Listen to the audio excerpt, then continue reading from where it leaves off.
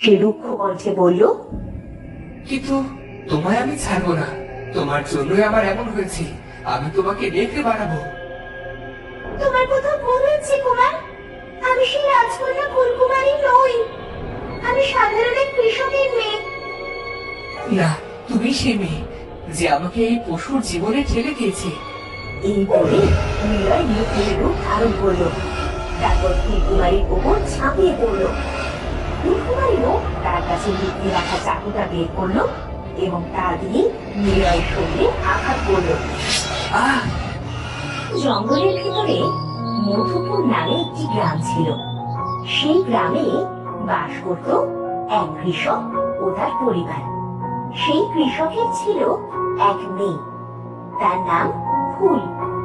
গ্রামের সবাই আদর করে তাকে ফুলকুমারী বলেই ডাকত। একদিন সকালে ঘুম থেকে উঠে ফুলকুমারী কান্নার শব্দ শুনতে পায়। কি হয়েছে তোমাদের? তোমরা এভাবে কাঁদছো কেন? আমাদের সর্বনাশ হয়ে গেছে না, আমাদের সব শেষ হয়ে গেছে। এভাবে না কেঁদে কি হয়েছে সেটা তো বলো, দেখি আমরা তোমাদের কোনো সাহায্য করতে পারি কিনা। গতকাল রাতে আমাদের একমাত্র শিশু সন্তানকে নেকড়ে ধরে নিয়ে গেছে। নেকড়ে নিয়ে গেছে? সে কি কথা? তোমরা তখন কোথায় ছিলে? আমরা সেখানে ছিলাম ফুলকুমারী, চোখের সামনে সব শেষ হয়ে গেল। আমরা কিছুটি করতে পারলাম না গো। এই বলে কৃষক কাঁদতে শুরু করলো। এর পরদিন রাতেও একই ঘটনা ঘটলো। গ্রামের আরেকটি শিশুকে নেকড়ে নিয়ে গেল। এসব শুনে ফুলকুমারীর খুব মন খারাপ হলো। কি হয়েছে বাছা? এভাবে গোমড়া মুখে বসে আছিস কেন? আমার কিচ্ছু ভালো লাগছে না দাদিমা। গ্রামের সব শিশুকে নেকড়ে নিয়ে যাচ্ছে। এভাবে চলতে থাকলে যে পুরো গ্রামটাই শিশু শূন্য হয়ে যাবে। হুম, বড় ভাবনার বিষয়। এমন তো আগে কখনো হয়নি। কিন্তু গ্রামের কেউ তো এই নিয়ে কোনো পদক্ষেপই নিচ্ছে না। সবাই যার যার মতো হাত পা গুটিয়ে বসে আছে। নেকড়ের সামনে গিয়ে তার মোকাবেলা করার সাহস কি কারো আছে? বড়রাও যে হিংস্র নেকড়েকে ভয় পায়। এই কথা শুনে ফুলকুমারী মনে মনে ভাবলো, না, এভাবে আর নয়। আমি থাকতে আর একটা শিশুকেও নেকড়ের হাতে মারা যেতে দেব না। দরকার হলে আমি গভীর জঙ্গলে গিয়ে সেই নেকড়েকে খুঁজে বের করে হত্যা করব। কি ভাবছিস বাছা? না দাদিমা, তেমন কিছু না। ভাবছিলাম আমি যদি সেই হিংস্র নেকড়েকে হত্যা করে সেই শিশুদের উদ্ধার করতে পারতাম। পাগলি মেয়ের কথা শোনো, তা কি কখনো সম্ভব রে পাগলি? এখন এসব ভাবনা রেখে ঘুমিয়ে পড়ো দেখি, অনেক রাত হয়েছে। সেদিন রাতে সবাই যখন গভীর ঘুমে, তখন ফুলকুমারী একটা চাকু হাতে ঘর থেকে বের হয়ে গেল। সে রাতে ছিল পূর্ণিমা। চাঁদের আলোতেই ফুলকুমারী হাঁটতে হাঁটতে বনের পাশে এসে দাঁড়ালো। হঠাৎ তার চলার শব্দ শুনে সে চমকে উঠল। কি যেন ছবি আড়াল দিয়ে যাচ্ছে। যাই, গিয়ে দেখি তো, হয়তো সে হিংস্র নেকড়েটা হতে পারে। এই বলে ফুলকুমারী ছবির আড়াল থেকে উঁকি দিয়ে দেখলো। সাথে সাথে সে চমকে উঠল। সে দেখতে পেল একটা নেকড়ে বনের দিকে যাচ্ছে। তা দেখে ফুলকুমারী বলল, এটা নিশ্চয়ই সেই নেকড়ে। আমাকে ওর পিছনে পিছনে যেতে হবে, তারপর সুযোগ বুঝে ওকে হত্যা করতে হবে। এই বলে ফুলকুমারী সেই নেকড়ের পিছনে যেতে শুরু করলো। এভাবে যেতে যেতে ফুলকুমারী গভীর অরণ্যের মধ্যে চলে আসলো। এদিকে চাঁদ প্রায় ডুবে গেছে। আছে। হঠাৎ ফুলকুমারীর চোখের সামনে থেকে নেকড়েটি অদৃশ্য হয়ে গেল। এই যে ভালো মতো খেল, এই নেকড়েটা আবার গেল কোথায়? এই অরণ্যে আমি কোথায় খুঁজে বের করবো ওকে? ফুলকুমারী আশেপাশে অনেক খোঁজাখুঁজি করেও সেই নেকড়ে দেখা পেল না। অবশেষে ক্লান্ত হয়ে সে একটি গাছের নিচে বসে পড়ল। কিছুক্ষণ পর সকাল হলো। সূর্য ওঠার কিছুক্ষণ পর দূর জঙ্গলে একটা মানুষের অবয়ব দেখা গেল। মানুষটি যখন ফুলকুমারীর কাছে আসলো, তখন ফুলকুমারী দেখতে পেল অপরূপ সুন্দর এক রাজপুত্র। কে তুমি কন্যা? আর এই গভীর অরণ্যে একা কি করছো? আমি ফুলকুমারী, এক নেকড়ের খোঁজে এই জঙ্গলে এসেছি। ও আমাদের গ্রামের শিশুদের ধরে নিয়ে এসেছে। আমি ওকে পেলে উচিত শিক্ষা দেব। এক সামান্য মেয়ে হয়ে তুমি নেকড়ের সাথে যুদ্ধ করতে এসেছো? তোমার সাহস তো কম নয়। সেটা সময় হলেই দেখা যাবে। কিন্তু আপনি কে? আমি এই জঙ্গলে থাকি। জঙ্গলের ভেতরে এক গুহায় আমার ঘর। রাজপুত্র হয়ে জঙ্গলে বাস করেন কেন? সে অনেক কথা, পরে তোমায় বলা যাবে। এখন আমার সাথে এসো। এই খোলা জঙ্গলে একা বসে থাকা নিরাপদ নয়। যে কোনো জন্তু আক্রমণ করতে পারে। নিলয়ের কথা শুনে ফুলকুমারী নিলয় গুহায় গেল।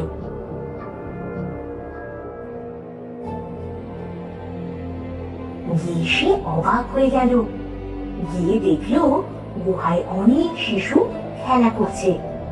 সেগুলোর মধ্যে তাদের গ্রামের দুটি শিশু আছে। এদের তো নেকড়ে ধরে নিয়ে এসেছিল। এরা আপনার কাছে কিভাবে এলো? আমি ওদের নেকড়ের হাত থেকে উদ্ধার করে এনেছি, কিন্তু ওদের যে ফিরিয়ে দেব সেই উপায় নেই। আমি এই জঙ্গল ছেড়ে কোথাও যেতেও পারবো না, আবার ওদের দেখাশোনা করতেও পারছি না। তুমি কি এখানে থেকে ওদেরকে দেখাশোনা করতে পারবে? বাচ্চাগুলো দেখে ফুলকুমারীর খুবই মায়া হলো। তাছাড়া রাজকুমার নিলয়কেও তার ভালো মানুষ বলেই মনে হলো। তাই সে বিনা বাক্যে রাজি হয়ে গেল। হ্যাঁ, আমি রাজি আছি, তবে আমার একটা শর্ত আছে। সে মানুষকে নেকড়েটাকে খুঁজে হত্যা করতে হবে, যাতে সে আর কোনো শিশুকে ধরে নিয়ে না আসতে পারে। বেশ, আমি কথা দিচ্ছি, সে নেকড়েকে সামনে পেলেই আমি হত্যা করব। সেদিন থেকে ফুলকুমারী সেই গুহায় থাকতে শুরু করলো। সারাদিন সে শিশুদের সাথে থাকতো, তাদের দেখাশোনা করত। রাজকুমার নিলয়ের সাথেও তার ভাব হতে শুরু করলো। একদিন রাজকুমার নিলয় তাকে বলল, ফুলকুমারী, আমাকে তোমার কেমন লাগে? বেশ ভালো লাগে, কিন্তু হঠাৎ এই কথা কেন রাজকুমার? না, বলছিলাম কি, তুমি কি আমায় বিয়ে করবে? এই কথা শুনে ফুলকুমারী কিছুক্ষণ ভাবলো, তারপর বলল, আমি রাজি আছি, কিন্তু আমাদের বিয়ে হতে গেলে গ্রামে যেতে হবে। কিন্তু আপনি তো জঙ্গলের বাইরে যাবেন না। সেই ব্যবস্থা আছে। এই জঙ্গলে এক সাধু বাস করে। আমরা তার কাছে গিয়ে বিয়ের অনুষ্ঠান সম্পন্ন করব। বেশ, তাহলে আমার আর কোনো আপত্তি নেই কুমার। এর 2 দিন পর রাজকুমার নিলয় আর ফুলকুমারীর বিয়ে হয়ে গেল। কিন্তু বিয়ের পর ফুলকুমারীর কাছে রাজকুমার নিলয়ের আচরণ নিয়ে সন্দেহ দেখা দিতে লাগলো। রাজকুমার নিলয় প্রতি রাতে ফুলকুমারীকে গুহায় রেখে জঙ্গলে বেরিয়ে যেত, ফিরত সকাল হলে। আমি এতদিন এই গুহায় বাস করছি, কিন্তু রাজকুমারকে কোনো রাতে গুহায় দেখলাম না। এমনকি রাতে সে আমার সামনে পর্যন্ত আসে না। এর পিছনে গভীর কোনো রহস্য আছে। আমাকে যে করেই হোক তা জানতে হবে। এর পরদিন বিকালে রাজকুমার ফুলকুমারীকে বলল, আমি আজ রাতেও বনে শিকার করতে যাব। তুমি গুহায় থাকবে। কোনো অসুবিধা হলে এই তলোয়ার ব্যবহার করবে। এই বলে নিলয় নিজের তরোয়ালটা ফুলকুমারীর হাতে তুলে দিল। তরোয়ালটি নিয়ে ফুলকুমারী বলল, এ আর কি রাজকুমার, আপনি তো প্রতি রাতে জঙ্গলে চলে যান। আমার এখন আর একা থাকতে ভয় লাগে না। আমাকে নিরুপায় হয়ে যেতে হয় ফুলকুমারী, সেই কথা তোমায় বলে বোঝানো যাবে না। কি এমন কথা যা আমাকে বলা যায় না? আর কয়টা দিন অপেক্ষা করো, আস্তে আস্তে সব জানতে পারবে। এই বলে নিলয় গুহা থেকে বের হয়ে গেল। ফুলকুমারী তখন মনে মনে বলল, আর এক মুহূর্ত আমি অপেক্ষা করব না। আমাকে জানতেই হবে রাজকুমার প্রতি রাতে জঙ্গলে গিয়ে কি করে। এই বলে সেও গুহা থেকে বের হয়ে গেল। তারপর রাজকুমারকে অনুসরণ করতে লাগলো। এদিকে হাঁটতে হাঁটতে রাজকুমার একটা টিলার উপর উঠল। তারপর সূর্যের দিকে এক দৃষ্টিতে তাকিয়ে রইল। কিছুক্ষণ পর সূর্য ডুবতে শুরু করলে রাজকুমার নিলয় শরীরের আকার পরিবর্তন হতে শুরু করলো। আস্তে আস্তে ফুলকুমারীর সামনে সে একটা নেকড়েতে রূপান্তরিত হলো। হায় বিধাতা, এ কি দেখলাম আমি? রাজকুমার নিলয় তাহলে সেই নেকড়ে? এখন কি হবে? ও যে আমায় এখানে দেখেই আক্রমণ করবে। এই বলে তো দৌড়ে গুহায় ফিরে আসে। সেদিন রাতে ফুলকুমারীর এক ফোঁটাও ঘুম হয়নি। পরদিন নিলয় গুহায় ফিরে আসে। এসে দেখলো ফুলকুমারীর মুখ মলিন হয়ে আছে। কি হয়েছে ফুলকুমারী? কাল রাতে কিছু হয়েছিল? কাল রাতে অনেক কিছু হয়ে গেছে। তুমি সত্যি করে বলো তো, তুমি কে? আমি আর কি, তোমার স্বামী রাজকুমার নিলয়। মিথ্যে কথা, তুমি একটি নেকড়ে। আমি কাল চোখের সামনে তোমায় নেকড়ে হয়ে যেতে দেখেছি।